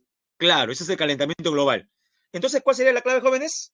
Si solamente es la última, sería entonces la clave la letra C. Muy bien, la C, solo 4. Pregunta número 3. La Cordillera Blanca del Perú es la cadena tropical más extensa y alta del planeta, con una superficie de 470 kilómetros cuadrados de glaciares. Esta cordillera y otras en el territorio peruano constituyen reservas hídricas en estado sólido y son los mejores indicadores del cambio climático. Determina el valor de verdad de los enunciados propuestos respecto a las consecuencias que ocasiona el cambio climático en estas cordilleras y otras áreas del Perú. Veamos. La elevación del nivel y el descenso de la temperatura del mar peruano. Ya, la elevación del nivel del mar sí, pero el descenso de la temperatura no, más bien está aumentando la temperatura también del mar. Falso. 2. Mayor formación de nubes estratos en la sierra. Falso. Las nubes estratos son propias de la costa. El incremento de lagunas de origen glaciar, sí. Producto del mayor deshielo, se forman más lagunas al inicio, aunque luego van a desaparecer porque no va a haber tampoco de dónde se alimente. Pero eso es verdadera. 4. Mayor ocurrencia de avalanchas y aluviones en la corriente occidental. Eso es verdadero. Así como yo le mencioné que en Groenlandia, producto del cambio climático, del aumento de temperatura, el hielo se comienza a rajar, a resquebrajar y formar icebergs. Ahora imagínense lo mismo, pero en la Cordillera Blanca. ¿Qué pasa si un gran bloque de hielo, producto justamente de este aumento de temperatura, se desgaja, ¿sí? Se sale del mismo Huascarán? Hablemos pues de un bloque de hielo de 10 kilómetros cúbicos. Jóvenes, física, energía potencial, energía cinética. Este gran bloque de hielo, por pendiente, comienza a moverse hacia zonas bajas, sepultando ciudades. Nos referimos a avalanchas. Eso se podría generar producto del cambio climático también en la zona del Callejón de Huaylas. La clave aquí sería entonces la clave C, disculpe, la clave D. Falso, falso, verdadero, verdadero. Y la última, jóvenes. Shenzhen es una de las principales ciudades industriales de China y por consiguiente una de las más contaminadas. Además de su gran parque automotor, o sea, sus autos, es el centro de la industria de televisores a nivel mundial. Sí, lo más probable es que su televisor provenga de esta ciudad, China, Shenzhen, que ofrece una gran variedad de televisores de alta gama. Jóvenes, característica de los televisores de alta gama. Pesan poco, pantalla plana, y uso de cristal líquido, LCD o LED. ¿El profesor qué tiene que ver? Que en la fabricación de pantallas planas de cristal líquido o LEDs se utiliza un gas fluorado, que es un gas de efecto invernadero. No es tan pernicioso como el CO2 o el metano, pero también contribuye con el cambio climático, con el efecto invernadero. ¿Cómo se llama este gas fluorado? Bueno, el fluorado ya está clarito que nos referimos a la clave C, ¿no? Los gases fluorados, ¿no? Ahí nos referíamos, por ejemplo, al, este, a los perfluoros, ¿no? Al hidrofluoro en general. Bien. Y jóvenes, eso fue lo concerniente a geografía. Vamos a la parte de cívica.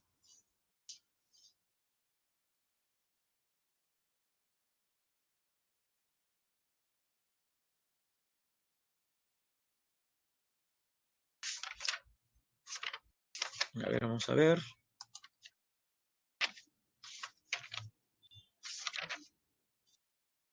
Vamos a cargar.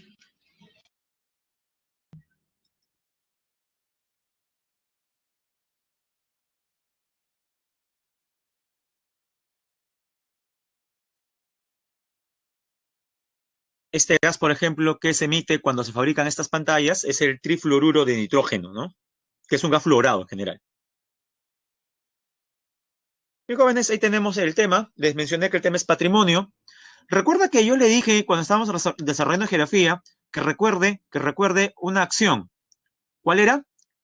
Que malas personas quemaban los bosques para practicar la agricultura en estos terrenos ya libres de vegetación. Ya. Aquí ocurre algo similar.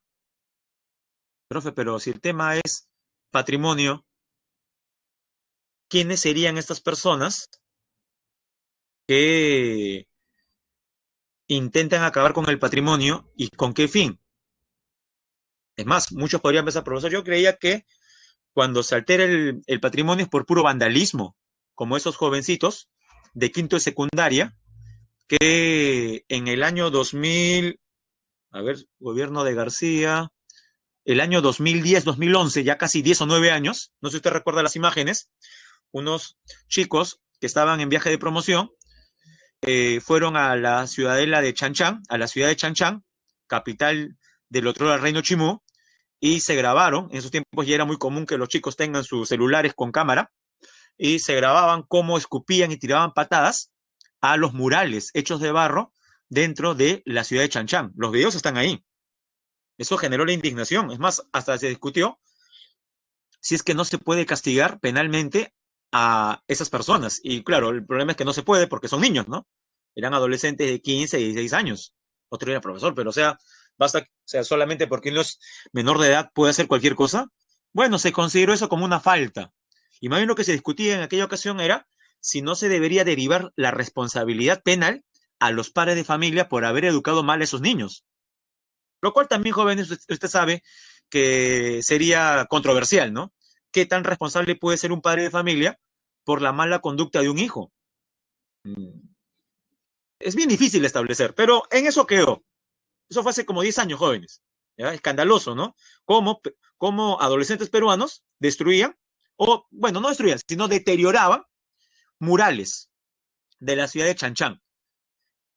También recordamos, cuando hablamos del patrimonio y y su destrucción o su pérdida, el caso de turistas argentinos, chilenos o de otra nacionalidad que en la ciudad, en el centro histórico del Cusco grafitearon, por ejemplo, la piedra de los 12 ángulos. Oh, eso también fue hace no mucho tiempo, jóvenes, que malos turistas en Machu Picchu defecaban en algunas partes de la ciudadela.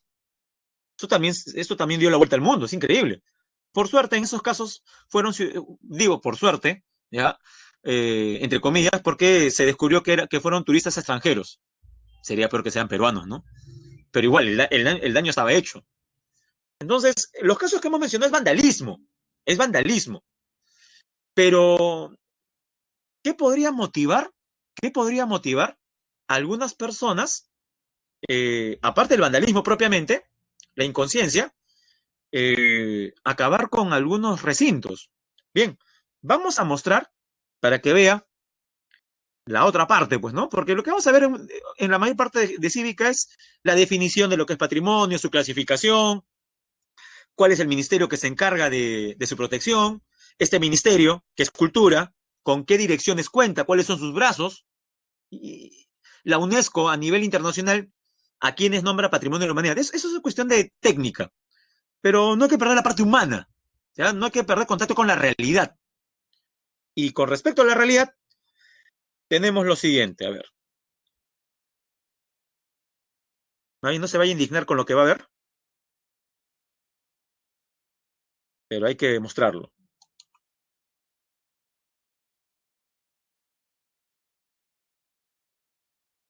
He decidido usar un caso de Lima, ¿ya? El estado de algunos lugares en Lima. Ahí va.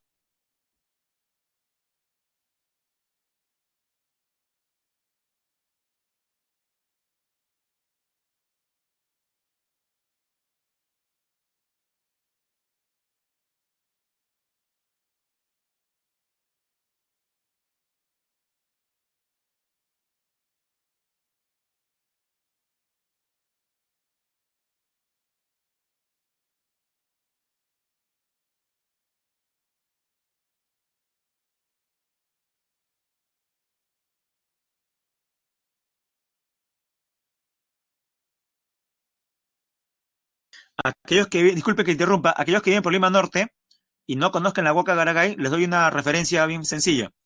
Está muy cerca al cruce de la Avenida Universitaria, que es una gran avenida en Lima, con Angélica Gamarra.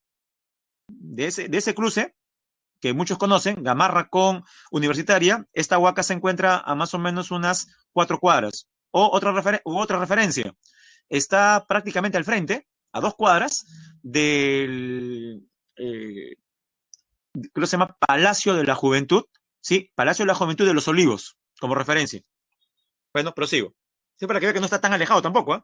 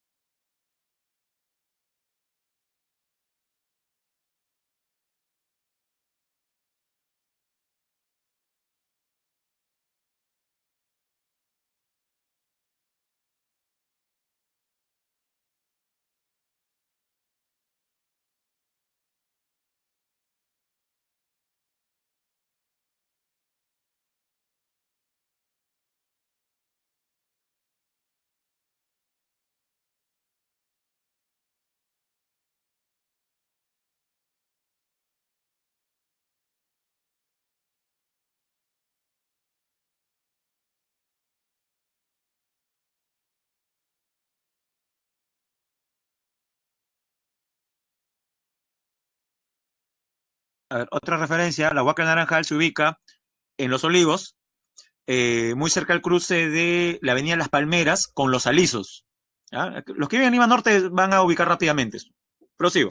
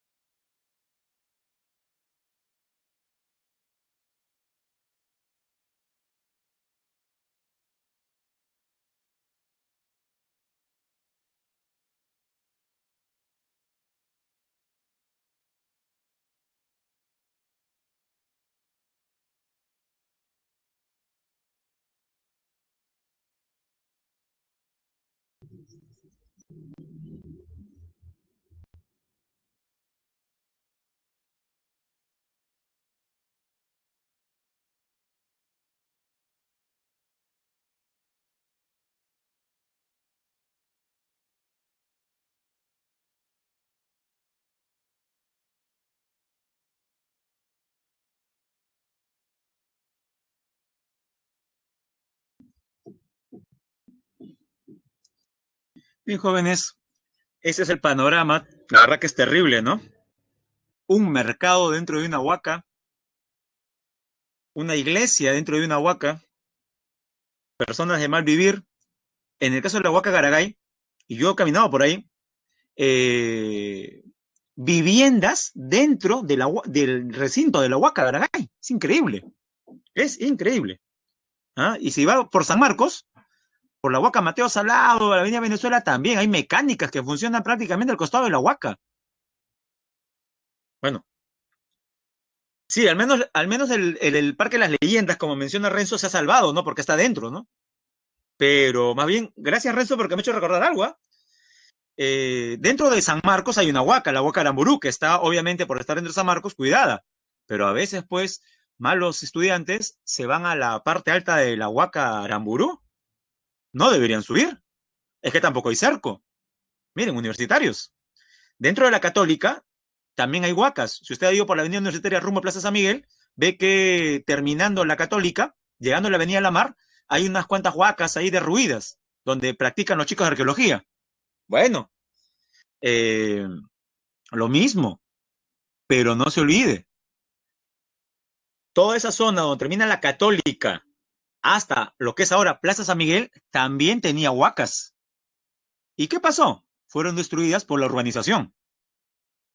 Terrible.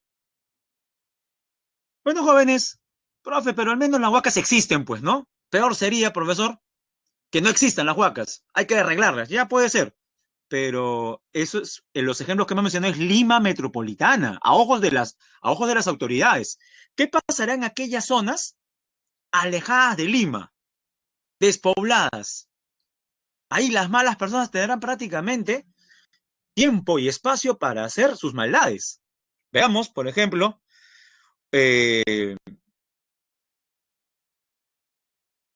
a ver, aquí tenemos una idea de Jesse que dice, tenía un profesor que le daba más importancia al curso de historia que a cívica y desarrollo personal. Bueno, los dos deben ir de la mano. Es más, creo que los dos se pueden alternar, ¿no? Imagina enseñar historia sino ver la parte importante, no la parte ética o moral de de los antiguos presidentes. Como vimos, recuerdan ustedes en el video Historia de la corrupción que pudieron observar, donde no solamente pues se hace una anotación de presidentes y cuánto robaron, sino el daño a las instituciones que genera justamente la corrupción. O por qué todavía en la mente de mucha gente está inoculado pues está inoculada esta idea de roba pero hace obra, que es terrible, ¿no? Eso es algo vergonzoso, ¿no? Tener esa resignación, roba pero hace obra. Y Carla nos menciona, profe, pero si son reservas protegidas, ¿por qué el Estado por qué el Estado lo acepta? Y ese es otro aspecto, señorita Carla, ¿no? Que el Estado peruano, pues, es, ¿cómo podríamos llamarlo? Anómico, anémico también, suenan parecidas las dos palabras, no tiene la fuerza para hacer justamente respetar las leyes en todos lados. Y lo hemos visto en la pandemia, ¿no? Eso es propio justamente de países latinoamericanos como el Perú, que todavía pues están en plena construcción de lo que es el Estado. Sí, estamos en ese proceso, somos un país adolescente, por así llamarlo. Somos un país adolescente, en muchos casos. Porque, porque señorita Carla y todos en general que antes se han hecho la misma pregunta, leyes existen, normas están. El problema es que la gente no las cumple y no existe por parte del Estado autoridades que hagan cumplir las leyes. Ese es el problema, que repito, no solamente se da a nivel de huacas, sino a nivel de uso de mascarillas, de todo en general. O sea, esto se extrapola y tiene que ver con todas las cosas que, por ejemplo, estamos actualmente observando. Bien, y vamos a pasar ahora el desenlace final del descuido. Lo peor que puede ocurrir por descuidar el patrimonio. Lo que hemos visto es deterioro del patrimonio y lenta destrucción. Lo que va a haber acá es peor todavía. Prepárese, ¿eh? Si tiene un pañuelo por ahí, conténgalo para que las lágrimas no derramen su teclado.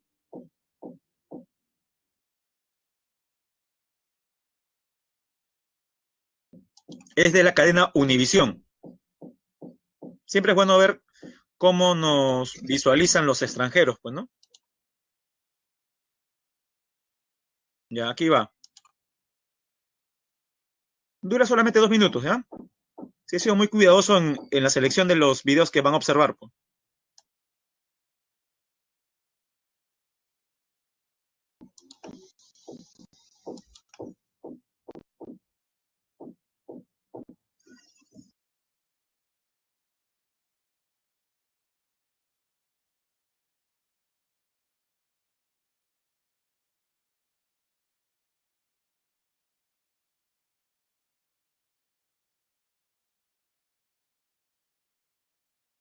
Ya, disculpe la interrupción. Jóvenes, 5.000 años. ¿Qué pasaba en el mundo antiguo? ¿Qué pasaba en la media luna fértil? Hace 5.000 años. Estamos 2.000 después de Cristo, sería 3.000 antes de Cristo. Jóvenes, se estaban levantando las pirámides en Gizeh. O sea, estas pirámides peruanas de barro, desde luego, no son de roca como las de Egipto. Estas pirámides de barro son, por ejemplo, coetáneas, están en el mismo tiempo que las pirámides de Egipto y también de Caral. ¿Dónde, profe? En Lima Metropolitana, San Martín de Porres, cuenca del río Chillón, muy cerca de la frontera con Ventanilla. De repente ha ido. Yo recuerdo haber ido en viaje de secundaria, era segundo secundario y fuimos a esa huaca. Bueno, al menos la pude ver.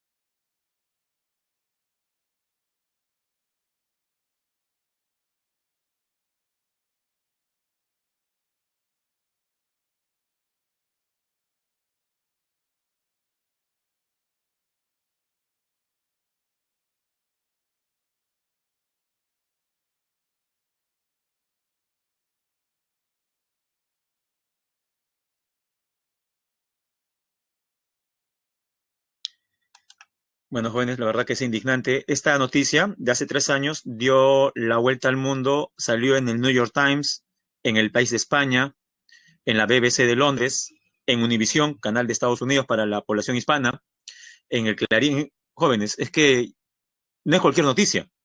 5.000 años de historia de desaparecidos en menos de 5 horas. Sí, menos de 5 horas. Duró esa destrucción con esos montacargas, bulldozer que usted vio, tipo tractores. Terrible, ¿eh?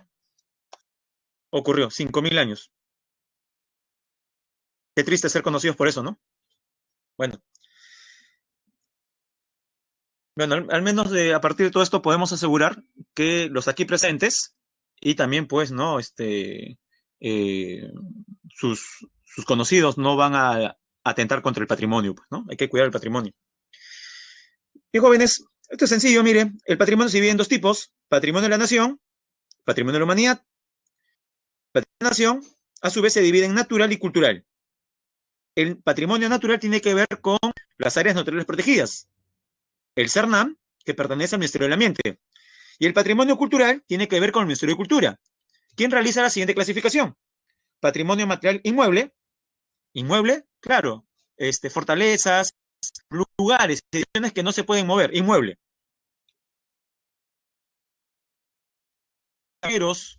telares de Paracas, porque se pueden mover. Patrimonio inmaterial, la cultura viva, las tradiciones, las costumbres, el folclore. Patrimonio documental, los libros, las crónicas y también medios audiovisuales. Subacuático se refiere a objetos, ¿no? O en la mayor parte de los casos, navíos sumergidos bajo el agua, por lo menos de 100 años de antigüedad.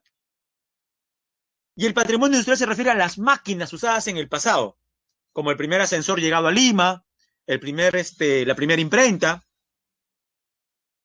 Señora profe, ¿quién se encarga del patrimonio en el Perú? Si es natural, el Ministerio del Ambiente, a través del CERNAM. Si es cultural, el Ministerio de Cultura. Y a nivel del mundo, la UNESCO. La UNESCO es la que determina qué patrimonio, qué lugar es declarado patrimonio de la humanidad.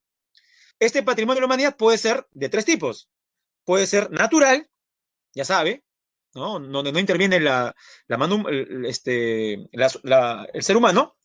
Patrimonio cultural y también patrimonio documental. Está sencillo, jóvenes.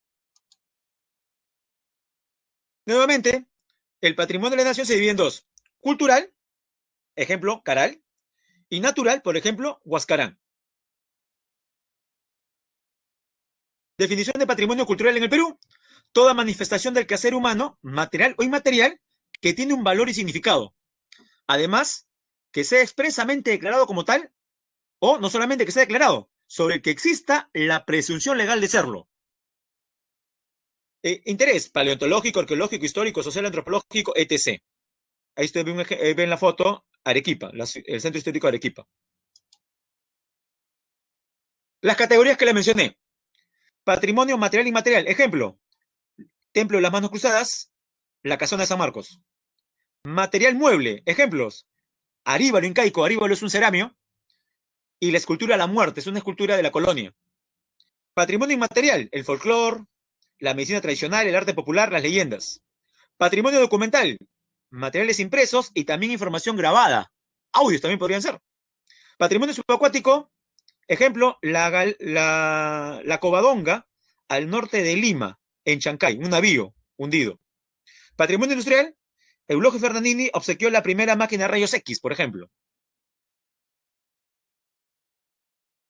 El Ministerio de Cultura tiene dos entidades dentro de sí: la Dirección General de Defensa del Patrimonio Cultural, que tiene, por ejemplo, que proteger, repatriar, reubicar el patrimonio, por ejemplo, que se encuentre peruano perdido en diferentes partes del mundo, la repatriación, su conservación, y la exhibición y difusión del conocimiento a través de los museos, la Dirección General de Museos. Amenazas del patrimonio cultural: bueno, naturales, ¿no? La erosión del viento, las lluvias, inundaciones, y las humanas, ya usted las ha visto, ¿no? De todo tipo. En los videos hemos visto todas las amenazas, ¿no?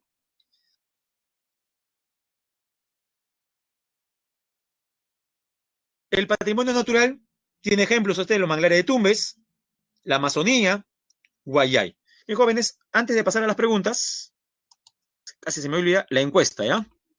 A ver, comience. No se olvide que el patrimonio natural tiene que ver con el Ministerio del Ambiente. Y dentro del Ministerio del Ambiente, el CERNAM, el Servicio Nacional de Áreas Naturales Protegidas por el Estado. Parque Nacional, reservas nacionales. Y sobre Patrimonio de la Humanidad, no se olvide, el ente de la ONU que nombra Patrimonio de la Humanidad, los declara, es la UNESCO. Pero la UNESCO también puede castigar, ¿ah? O sea, ¿qué hubiese pasado si Garagay, o alguna de las huacas que vimos en el primer video, hubiese sido declarado Patrimonio de la Humanidad? La UNESCO, o un representante de la UNESCO, ve ese video y nos podría castigar. ¿Qué dicen?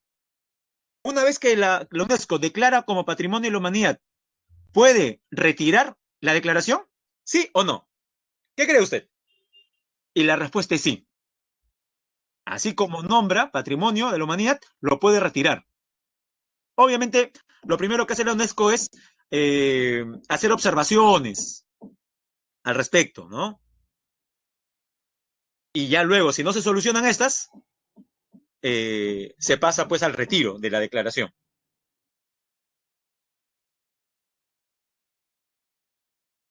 Ejemplo de lugares peruanos que son patrimonio de la humanidad. Caral, Arequipa, Líneas de Nazca, el río Abiseo, el Parque Nacional Huascarán. Estos son lugares del Perú, también reconocidos como patrimonio de la humanidad. Y manifestaciones peruanas que son patrimonio inmaterial de la humanidad, ¿no? Patrimonio oral y manifestaciones culturales del pueblo Zapara, Loreto, una etnia nativa, el arte textil de Taquile, una isla en Puno, en el lago Titicaca, la danza de las tijeras, el sistema tradicional de jueces de agua de Corongo, Ancash, y la peregrinación al santuario de Coyurriti, en Cusco. Jóvenes, nos queda justo un minuto. Vamos con las claves. Pregunta 1. Un grupo de trabajadores de una empresa constructora hace excavaciones y encuentra un objeto rústico de forma globular con asa puente, o sea, un ceramio. La pregunta es, ¿el objeto de mención puede ser declarado patrimonio cultural por el Ministerio de Cultura? Y la respuesta es sí, porque existe la presunción legal de serlo. ¿Ya? Existe la presunción legal de serlo. Muy bien. La clave es entonces la letra B. 2. Habla sobre el huaqueo o la huaquería. Dice, determina el valor de verdad de los siguientes enunciados relacionados con las funciones de la Dirección General de Defensa del Patrimonio Cultural.